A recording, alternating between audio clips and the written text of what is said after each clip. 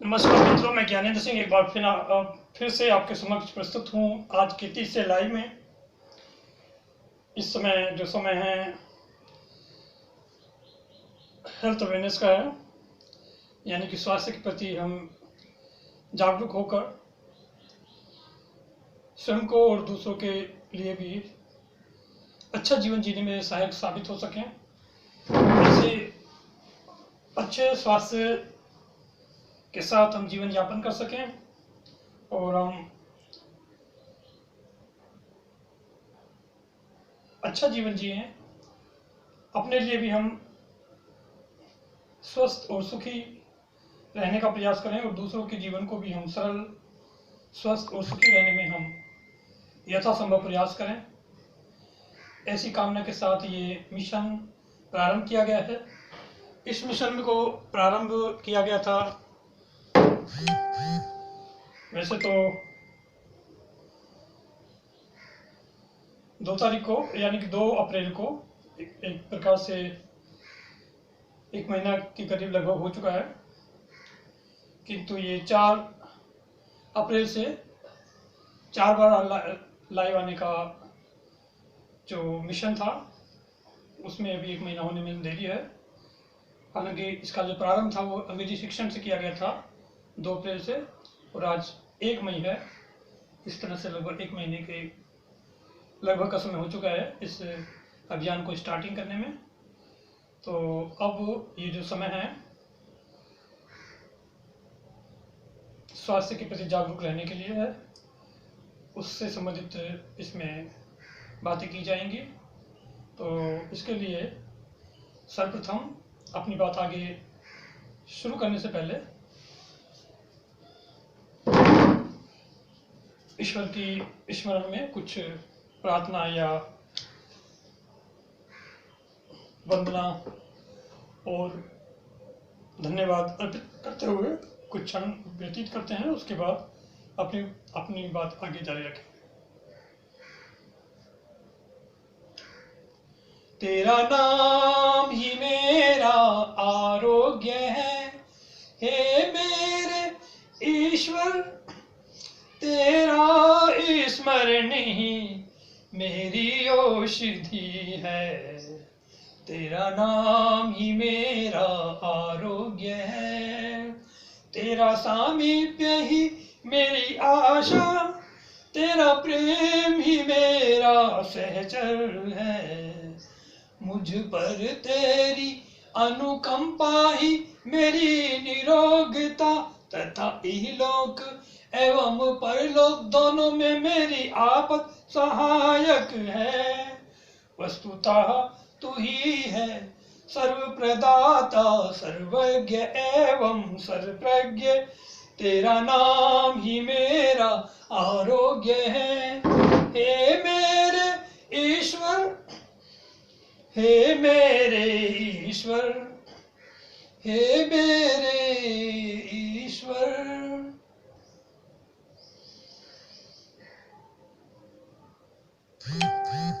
वह प्रभु दिव्य सम्राट है, सर्वज्ञ है, विज्ञ है।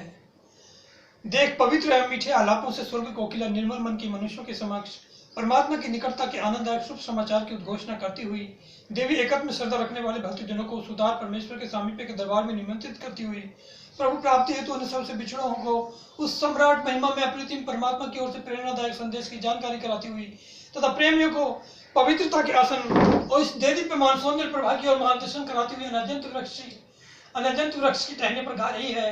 निसंशय ये वही अत्यंत महान सौंदर्य है जिसकी भविष्यवाणियां ईश्वरावतारों के पवित्र शास्त्रों में की गई थी, जिस पर रूप के द्वारा सत्य को भ्रम से अलग कर दिया जाएगा तथा प्रत्येक आज्ञा की गूढ़ता की कसौटी की जाएगी। निसंशय वो प्रभु स्वरूप दिव्य जीवन वृक्ष है जो अत्युच्च प्रबल और महान परमात्मा के सुपर उपजाता है। अहमद तो साक्षी देखिए, वैसे वो परमात्मा है तथा वही परमात्मा है, अन्य कोई परमात्मा नहीं है। वही है सम्राट, रक्षणहारा, अतुलनीय, सर्वशक्तिमान, और उसने जिसे अली अर्थात महात्मा बाप के नाम से भेजा है वो सचमुच ही परमात्मा की ओर से प्रकट हुआ है, जिसकी आज्ञाओं का हम सब पालन करते हैं। कह दे लोगों, महिमा में तथा प्रबुद्ध परमात्मा ने बयान में जो शास्त्राज्ञाएं तथा मर्यादाएं निर्धारित कर दी हैं उनका पालन करो। निसंशय वो ईश्वरावतारों का सम्राट है तथा उसका शास्त्र मात्र शास्त्र है। क्या ये अच्छा होता यदि आप इसको जान गए होते। इस प्रकार ये कोकिल इस कारागार से इस प्रभु का आह्वान आपको सुना रही है। ये स्पष्ट संदेश उस दिव्य ने देना ही है, जो कोई भी चाहे वे इस उपदेश से विमुख हो जाए तथा जो कोई भी चाहे वे स्वेच्छापूर्वक अपने परमात्मा का मार्ग अपना ले। ये लोगों, यदि तुम इन मंत्रों का स्वीकार करते हो तो तुमने परमात्मा को भला किस प्रमाण के द्वारा स्वीकार किया है, इसे प्रस्तुत करो। ये झूठों के गिरोह नहीं, जिसके हाथ में मेरी आत्मा है, उस परमात्मा की सौगंध, वे सब एकत्रित जुट कर भी यदि एक दूसरे की सहायता करने लगे तब भी ऐसा नहीं कर सकते और नहीं कभी कर सकेंगे। हे अहमद, मेरी अनुपस्थिति में मेरे दिनों को न भूलना।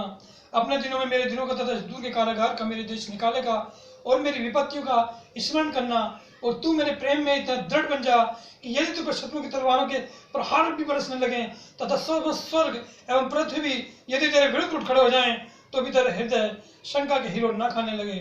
तू मेरे शत्रुओं के समक्ष अग्नि की ज्वाला के समान एवं मेरे प्रियजनों के प्रति अमर जीवन की सरिता के तुल्य बन जा और शंका करने वालों में से न हो जा। और यदि मेरे मार्ग में व्यथाएं तो अपमान तुझे ग्रस्त कर लें तो उससे विचलित नहीं हो। ईश्वर अपने परमात्मा तथा अपने पूर्वजों के स्वामी पर भरोसा रख, क्योंकि लोग स्वयं अपनी आंखों से ईश्वर को परखने तथा स्वयं अपने कानों के द्वारा प्रभु के सुमधुर आलाप को सुनने की तीव्र बुद्धि से वंचित होने के कारण मिथ्या भ्रमों के कुपथों में भटक रहे हैं। हमने उन्हें ऐसा ही पाया है जिसकी तू भी साक्ष्य देता है। इस प्रकार उनके अंधविश्वास उनके और अपने अंतःकरणों के पीछे ऐसे आवरण बन गए हैं कि जिसके कारण ये सर्वश्रेष्ठ एवं अत्यंत महान परमात्मा के मार्ग से वंचित हो रहे हैं। तू अपने अंतःकरण में विश्वास रख कि निःसंशय जिस किसी ने भी इस परम सौंदर्य से मुख मोड़ा है वह पूर्व युगों के ईश्वरताओं से भी बिछुड़ गया है और सदा से लेकर सदा सर्वदा एक परमात्मा के विरुद्ध घमंड जता रहा है। अहमद, तू इस पार्टी को भली भांति याद कर ले, अपने दिनों में इसे मधुर सुर से गा एवं अपने आप को इससे न रोक, क्योंकि निःसंशय इसका पाठ करने वाले के लिए परमात्मा ने प्रभु धर्म में अपने प्राणों का बलिदान देने वाले 100 शहीदों का कर्मफल तथा लोक पर लोग दोनों की सेवा के महात्म्य का पारितोषिक निर्माण किया है। वो सब प्रेम भरी कृपाएं हमने उदारता के रूप में अपनी ओर से अपनी समक्षता की एक दया के रूप में तुझे प्रदान की हैं, ताकि तू उन लोगों में से एक हो जाए जो कृतज्ञ हैं।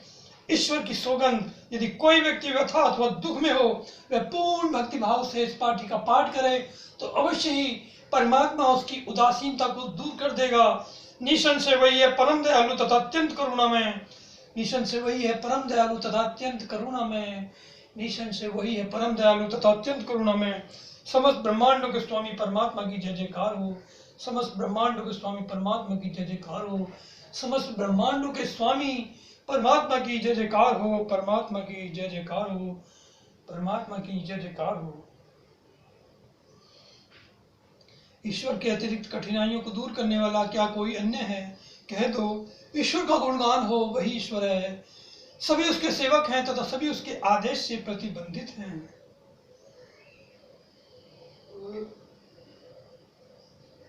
Thank you very much, my dear friends. So now I want to move forward because this is the time for Hindi medium. So I have to talk through Hindi language. तो अब ये हिंदी का समय है।